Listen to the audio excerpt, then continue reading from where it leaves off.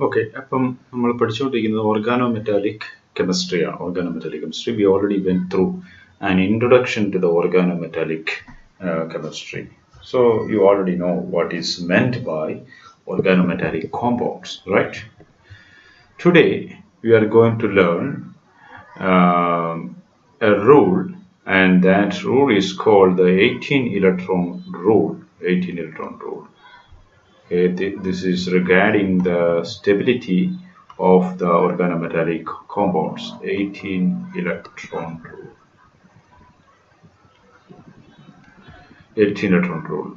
Okay, so this rule was set forward by Sidwick, and actually it was an extension of the octet theory of G. N. Lewis. You already know the octet theory, right? Octet theory. Octet theory by G. N. Lewis. You know this already. So this 18 electron rule for the organometallic compounds, or in general for the coordination compounds, is an extension of the octet theory. And this 18 electron rule was forwarded or put forward by Civic. Okay, so let us discuss what actually is this 18 electron rule. Okay, we know that an organometallic compound has been formed by a metal. Okay, there will be a metal center, and this metal center will be bonded by ligands. The ligands may be a part of the organic molecule. Okay, ligands, metal ligands, and there may be many metal ligands in an organometallic compound.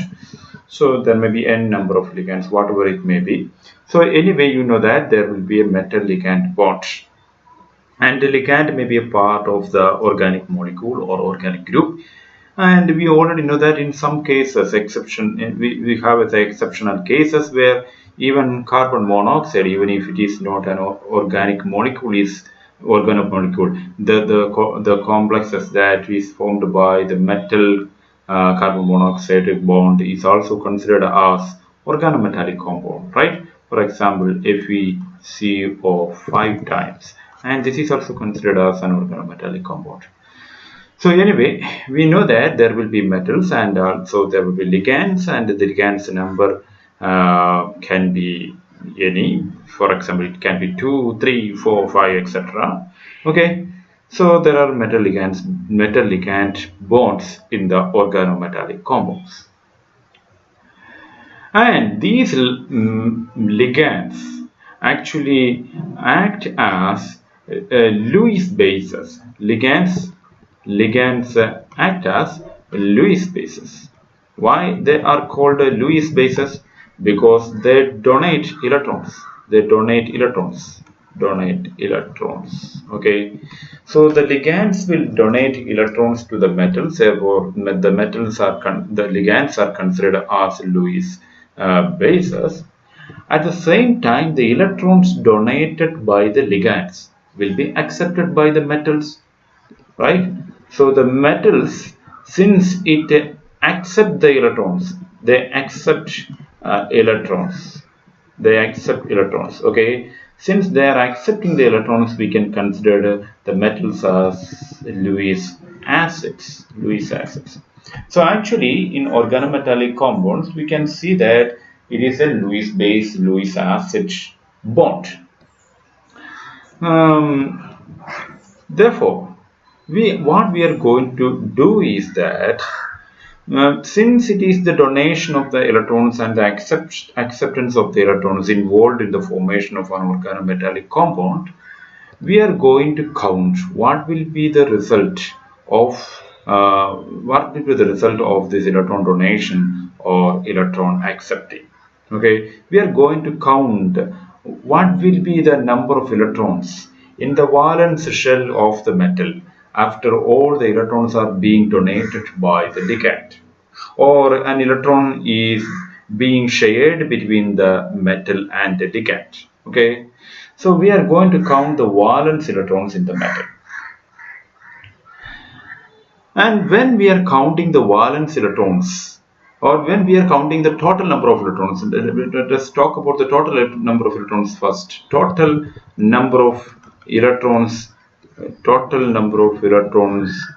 on the metal.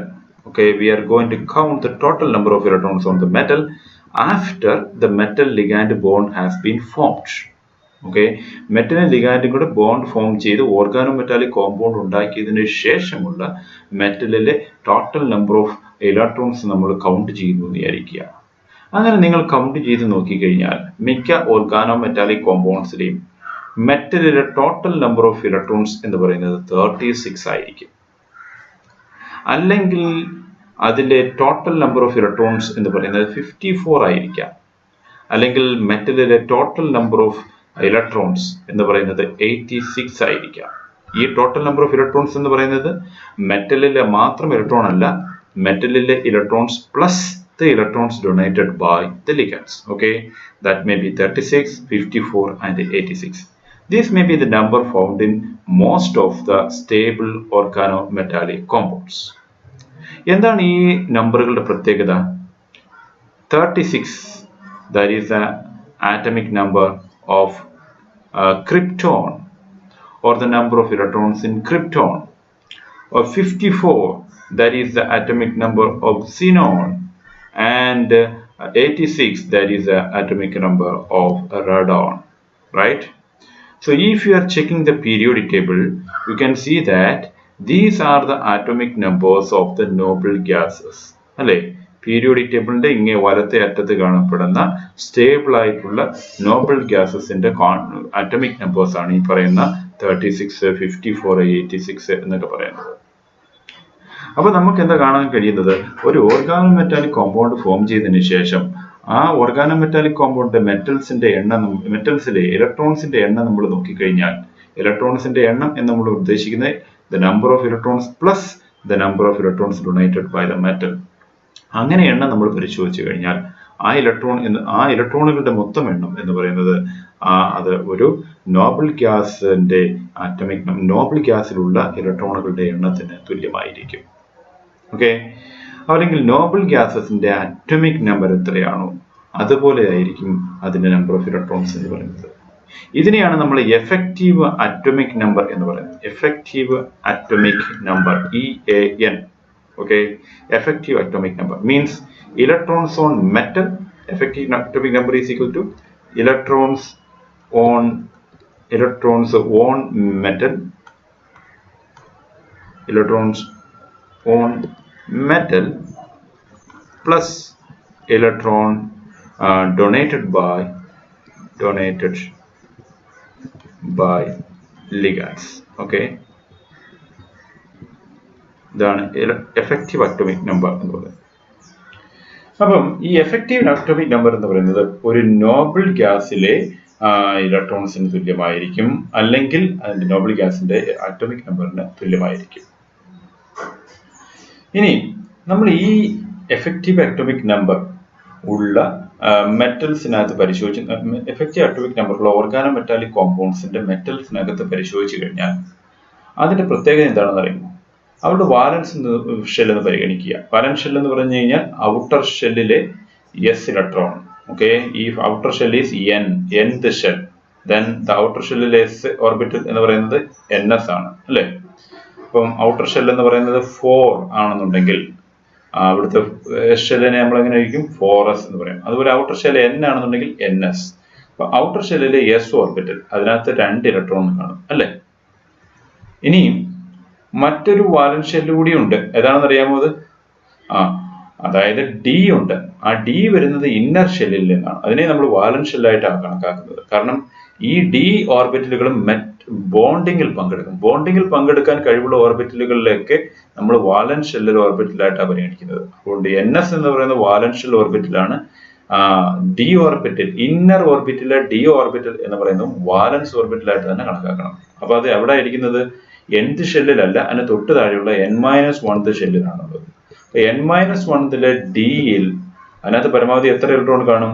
അവിടെ 10 ഇലക്ട്രോണുകളുണ്ട്, അല്ലെ? ഡിയിൽ മൊത്തം 10 ഇലക്ട്രോണുകൾ. 5 D ഓർബിറ്റൽസിന് മൊത്തം accommodate ചെയ്യാൻ നിൽക്കുന്നത് 10 ഇലക്ട്രോണുകൾ. പിന്നെ അതുകൂടാതെ തന്നെ ഔട്ടർ ഷെല്ലിലെ പി ഉണ്ട്, അതായത് nth ഷെല്ലിലെ പി. ആ പിയിൽ എത്ര ഇലക്ട്രോണുകൾ? പരമാവധി 6 ഇലക്ട്രോണുകളാണുള്ളത്, NP6. അപ്പോൾ നമ്മൾ ഈ പറയുന്ന ഈ എഫക്റ്റീവ് അറ്റോമിക് നമ്പറുള്ള ഓർഗാനോമെറ്റാലിക് കോമ്പൗണ്ട്സിൽ നമ്മൾ നോക്കിക്കഴിഞ്ഞാൽ they will have this configuration. Okay, ഈ എഫക്റ്റീവ് അറ്റോമിക് നമ്പറുള്ള ഓർഗാനോമെറ്റാലിക് കോമ്പൗണ്ട്സിനെ നോക്കിക്കഴിഞ്ഞാൽ അവരുടെ കോൺഫിഗറേഷൻ ns2n-1d10 nb6 എന്നായിരിക്കും. മനസ്സിലായോ? അങ്ങനെയായിരിക്കും അവരുടെ കോൺഫിഗറേഷൻ. അപ്പം ഇങ്ങനെയുള്ള കോൺഫിഗറേഷൻ ഉള്ള ഈ കോൺഫിഗറേഷന്റെ പ്രത്യേകത നോക്കുക. ആ കോൺഫിഗറേഷനകത്ത് എത്ര ഇലക്ട്രോണുകളാണ് ഉള്ളത്?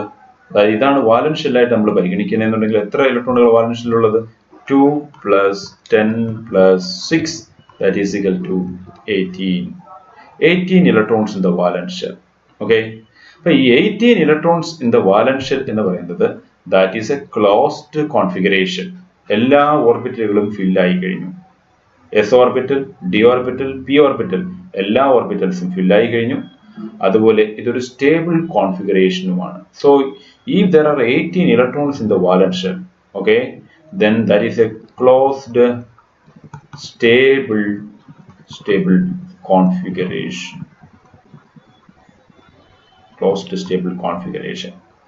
Okay, and if we are seeing this closed stable configuration, then that organometallic compound will be stable. Okay, this is called the 18 electron rule. ഇതിനെയാണ് നമ്മൾ എന്ത് വിളിക്കുന്നത്? 18 electron rule എന്ന് വിളിക്കുന്നത്.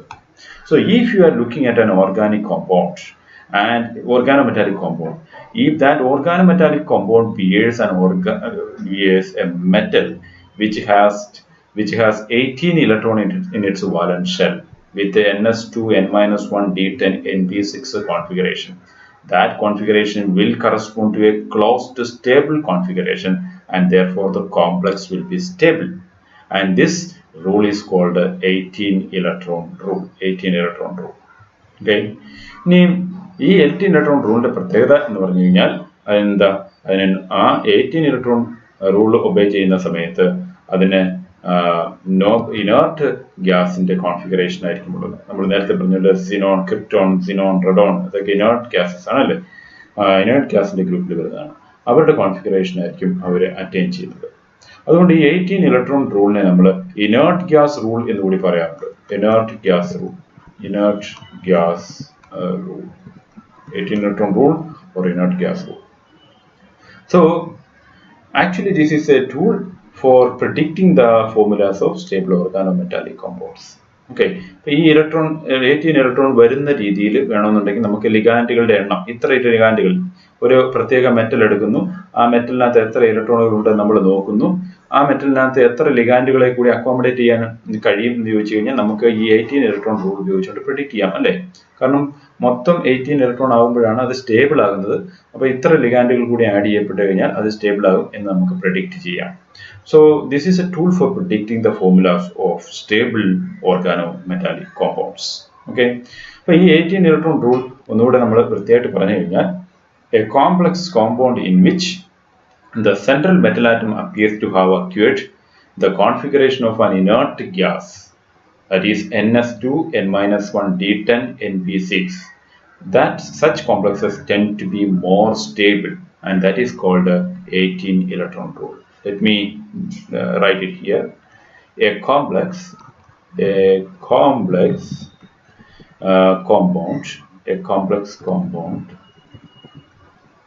or in our case organometallic compound, okay, in which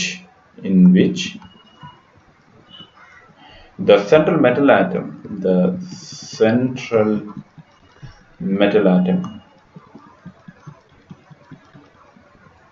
appears to have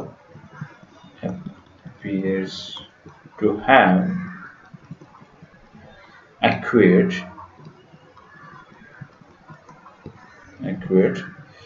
the configuration of an inert gas,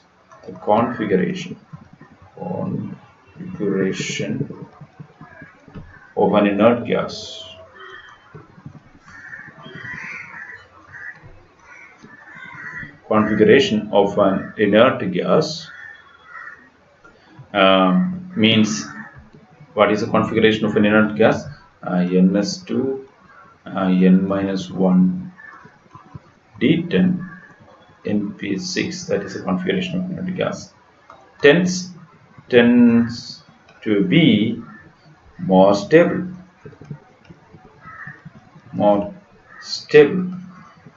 okay, more stable, and this is called 18 electron rule. Actually നിങ്ങൾ ഇതിനകത്ത് മനസ്സിലാക്കേണ്ടത് ഇതെന്ന് പറയുന്നത് നമ്മൾ കുറച്ച് കോമ്പൗണ്ടുകളൊക്കെ പരിശോധിച്ച് നോക്കാം. അപ്പം നിങ്ങൾക്ക് ഇത് മനസ്സിലാവും എങ്ങനെയാണ് ഈ 18 ഇലക്ട്രോൺ റൂള് വർക്ക് ചെയ്യുന്നതുള്ളത്. Okay, for example let us consider FeCO 5 times.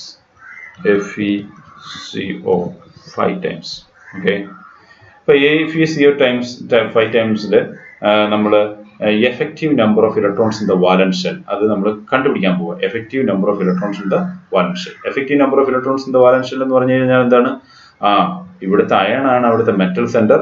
അയണിന്റെ valence ഷെല്ലിലുള്ള ഇലക്ട്രോൺസ് പ്ലസ് ലിഗാൻസ് കോൺട്രിബ്യൂട്ട് ചെയ്യുന്ന ഇലക്ട്രോൺസ്, അതാണ് effective number of electrons in the valence shell എന്ന് പറയുന്നത്.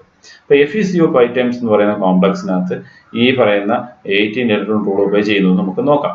ഓക്കെ, ഇവിടുത്തെ വാലൻസ് ഷെല്ലിലുള്ള ഇലക്ട്രോൺസ്, മെറ്റലിന്റെ വാലൻസ് ഷെല്ലിലുള്ള ഇലക്ട്രോൺ, വാലൻസ് ഷെൽ ഇലക്ട്രോൺസ് എത്ര ഉണ്ടെന്ന് നോക്കുക. അതിനുശേഷം ലിഗാൻസ് കോൺട്രിബ്യൂട്ട് ചെയ്യുന്ന electrons. Okay, electrons contributed by ligands, electrons from ligands, okay, or electrons contributed by ligands.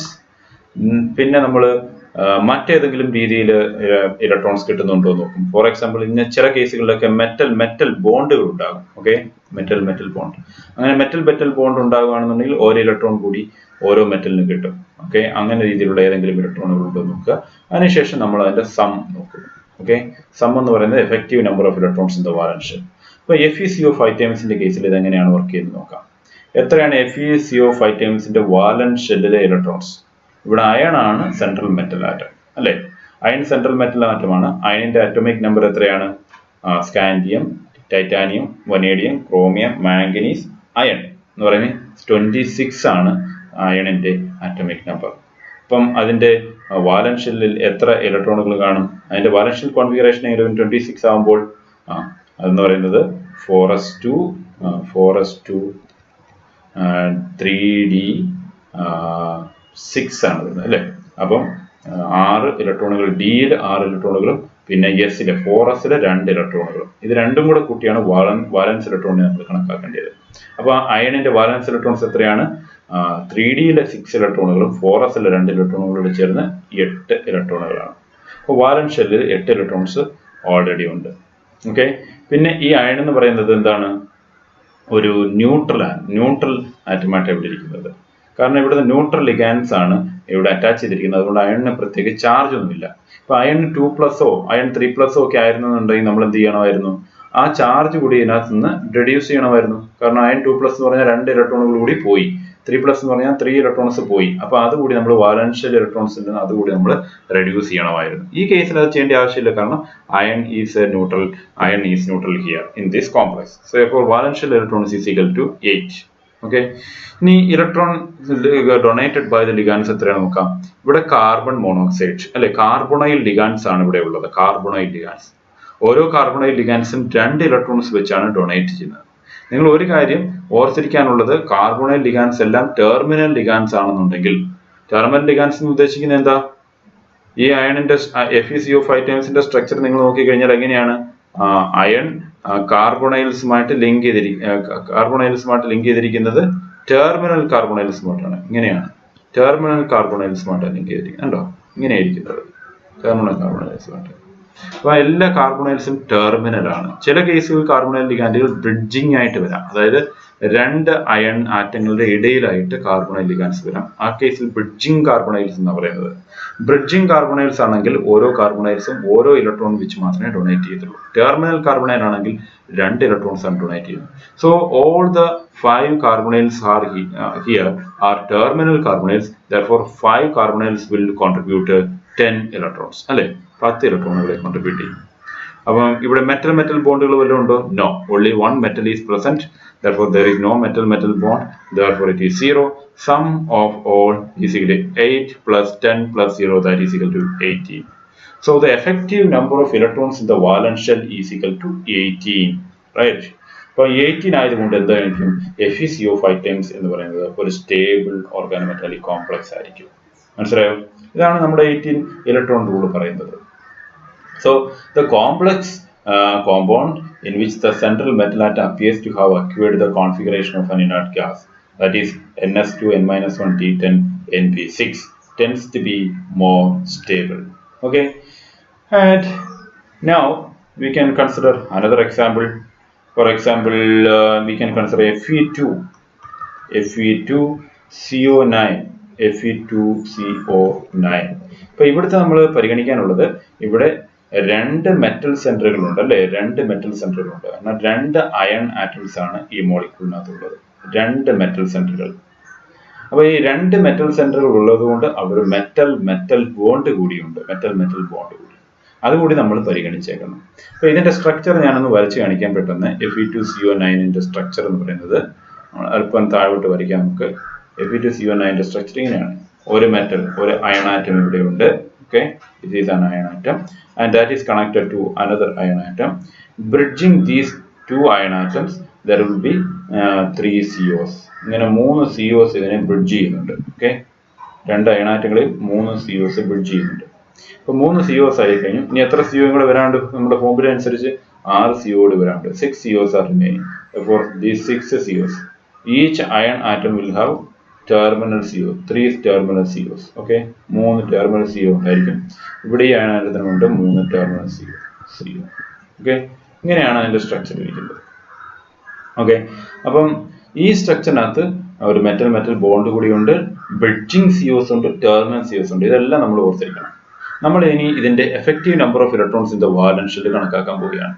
Okay, അപ്പോൾ നമുക്ക് ആദ്യം എഴുതേണ്ടത് വാലൻസ് ഷെൽ ഇൻ അയൺ ആറ്റം. ഇവിടെ നമ്മൾ എഴുതുന്നത് ഏതെങ്കിലും ഒരു അയൺ ആറ്റത്തിന്റെ കേസാണ്, ഈ കോമ്പൗണ്ടിലുള്ള ഏതെങ്കിലും ഒരു അയൺ ആറ്റം. ഫോർ എക്സാമ്പിൾ നമ്മൾ ആദ്യത്തെ അയൺ ആറ്റത്തെ തന്നെ പരിഗണിക്കാം, ഫസ്റ്റ് അയൺ ആറ്റം. അതിനകത്ത് എഫക്റ്റീവ് നമ്പർ ഓഫ് ഇലക്ട്രോൺസ് എന്ന് പറയുന്നത് 18 ആണോ എന്ന് നമുക്കൊന്ന് പരിഗണിച്ച് നോക്കാം. ഓക്കെ, അപ്പം ഫസ്റ്റ് അയൺ ആറ്റത്തിലെ വാലൻസ് ഷെൽ ഇലക്ട്രോൺസ് എന്ന് പറയുന്നത് എത്രയായിരിക്കും? ഫസ്റ്റ് അയൺ ആറ്റത്തെ വാലൻസ് ഷെൽ ഇലക്ട്രോൺസ്, ഇവിടെ നമ്മൾ പരിഗണിക്കാനുള്ളത് അയൺ ന്യൂട്രൽ ആണ് ഈ കേസിലും. അതുകൊണ്ട് വാലൻസ് ഷെൽ ഇലക്ട്രോൺസ് എന്ന് പറയുന്നത് 8 തന്നെയാണ്. കാരണം അത് 4s2 3d6 ആണ് അതിന്റെ configuration. Therefore the valence shell electrons is equal to 8. ഇനി അടുത്തത് നമ്മൾ ലിഗാൻഡ്സ് കോൺട്രിബ്യൂട്ട് ചെയ്യുന്ന നമ്പർ ഓഫ് ഇലക്ട്രോൺസ് നോക്കണം. അപ്പോൾ ഓരോ അയൺ ആറ്റത്തിലും എത്ര ലിഗാൻഡുകൾ ഉണ്ട് നോക്കുക. 3 ടെർമിനൽ ലിഗാൻഡ്സ് ഉണ്ട്, അതുപോലെ 3 ബ്രിഡ്ജിങ് ലിഗാൻഡ്സ് കൂടിയുണ്ട്. Terminal COs will contribute 2 electrons each, but bridging COs will contribute only 1 electron. So 3 into 2 from these 3 COs, that is equal to 6. അല്ലേ, ഈ 3 COs ൽ നിന്നും 6 എണ്ണം. Okay, so 6 plus then 1 electron from the bridging COs, that is equal to 3. So 6 plus 3 is equal to 9. So ligands contributed by the electrons contributed by the ligands is equal to 9. And what about metal bond? Yes, there is a metal bond, and this metal bond will contribute 1 electron to each metal. Okay, so what is the sum of all this? 8 plus 9 plus 1, that is also equal to 18. Therefore the iron atom has effective number of electrons in its valence shell, which is equal to 18. So 18 electron rule is obeyed by the iron atom here. നമ്മൾ രണ്ടാമത്തെ iron atom പരിഗണിച്ചു കഴിഞ്ഞാൽ ആ iron ആറ്റത്തിന്റെ case ഇത് തന്നെയാണ്, അവിടെയും 18 electrons തന്നെ കാണും അല്ലേ. നമ്മൾ മറ്റൊരു കോമ്പൗണ്ട് പരിഗണിച്ച് നോക്കാം, Mn2CO10. Mn2CO10. ഓക്കെ, ഈ കേസിൽ നമുക്ക് Mn2CO10 ആണ് നമ്മൾ പരിഗണിക്കുന്നുണ്ടെങ്കിൽ അവിടെ എങ്ങനെയാണ് അതിൻ്റെ സ്ട്രക്ചർ എന്ന് ഞാൻ വരച്ച് കാണിച്ചു തരാം. ഇവിടെ Mn2 ആണ്, മാംഗനീസ് അല്ലേ, Mn2 ഉണ്ട്. CO10 ആണ്. ഇപ്പോൾ CO10 എന്ന് പറയുന്ന ഈ കേസിലാണെന്നുണ്ടെങ്കിൽ ഓരോ മാംഗനീസിലും 5 കാർബണൈൽസ് വീതമുണ്ട്. Okay, CO CO CO CO CO. Okay, അതുപോലെ ഇവിടെയും 5 കാർബണൈൽസ് ഉണ്ട്. CO CO അതുപോലെ CO CO CO. Okay, that is Mn2CO10. None of the carbonyls are bridging here. അപ്പോൾ ഈ കേസിലാണെന്ന് നമ്മൾ പരിഗണിക്കുകയാണെന്നുണ്ടെങ്കിൽ Mn2CO10 നമ്മൾ ആദ്യം valence shell electron in the metal നമ്മൾ നോക്കണം. ഇവിടെയും മാംഗനീസ് പറയുന്നത് ന്യൂട്രൽ ലിഗാൻഡുമായിട്ടാണ് അറ്റാച്ച് ചെയ്തിരിക്കുന്നത് കേട്ടോ. അതുകൊണ്ട് നിങ്ങൾ അതിൻ്റെ ഓക്സിഡേഷൻ നമ്പർ നോക്കേണ്ട ആവശ്യമില്ല. 0 ഓക്സിഡേഷൻ സ്റ്റേറ്റിലുള്ള നമ്പർ ഓഫ് ഇലക്ട്രോൺസ് ആണ് നോക്കേണ്ടത്. അപ്പോൾ ഇവിടെ മാംഗനീസ് ആണ്. മാംഗനീസ് എന്ന് പറയുമ്പോൾ എത്ര വരും? Scandium, titanium, vanadium, chromium, manganese എത്ര? 25 ആണ്. 25 ആണ് അറ്റോമിക് നമ്പർ. അതുകൊണ്ട് അതിൻ്റെ കോൺഫിഗറേഷൻ എങ്ങനെയാണ് വരുന്നത്? 25 കൊണ്ട് 4s2 3d5 എന്നാണ്. അപ്പോൾ എത്രയാണ് അവിടുത്തെ എഫക്റ്റീവ്, അവിടുത്തെ വാലൻഷ്യൽ ഇലക്ട്രോൺസ് എന്ന് പറയുന്നത്? 4s-ലെ 2 ഇലക്ട്രോൺസ്, 3d-ലെ 5 electrons. Therefore it is equal to 7 electrons. Okay, then ligands contributed by the electrons contributed by the ligands എത്രയുണ്ട്? ഇവിടുത്തെ ടെർമിനൽ കാർബണൈൽസ് ഓരോരുത്തരും എന്ത് ചെയ്യും? 5 ടെർമിനൽ കാർബണൈൽസിനാണ് ഓരോ മാംഗനീസിനുള്ളത്. 5 പേരും കൂടെ ചേർന്ന് 10 ഇലക്ട്രോൺസിനെ കോൺട്രിബ്യൂട്ട് ചെയ്യും. So that is equal to 10. Then is there a metal bond? Yes, metal bond. So that will contribute 1 electron. So what is the sum? 7 plus 10 plus 1, that is equal to 18. So 18 electron rule is obeyed here also. Okay, so if you are looking into most of the stable organometallic compounds, this 18 electron rule will be obeyed. Now we will look into another compound. Okay, vanadium CO 6 times. Vanadium CO 6 times. ഇവിടെ എങ്ങനെയാണ്? Vanadium ആണ് ഇവിടുത്തെ central metal. വനേഡിയത്തിന്റെ എങ്ങനെയാണ് atomic number? Scandium, titanium, vanadium എന്നാണ് എത്ര? 23 ആണ്.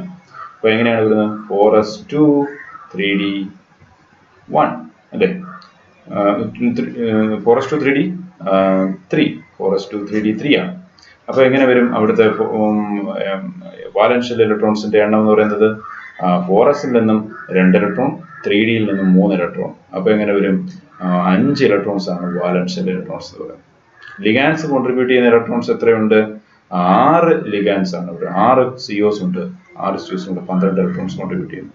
Metal bond ഉണ്ടോ? No. Then what is the sum? 5 plus 12, that is equal to 17. That's a problem. So the rule is not obeyed here. It's 17 only. Okay. Still, vanadium CO6 is a stable organometallic compound. 17 ആണെങ്കിൽ കൂടിയും ഈ compound ഒരു stable compound ആണ്.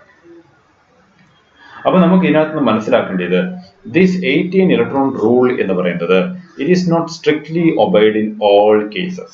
Okay, it's a principle which is broadly applicable.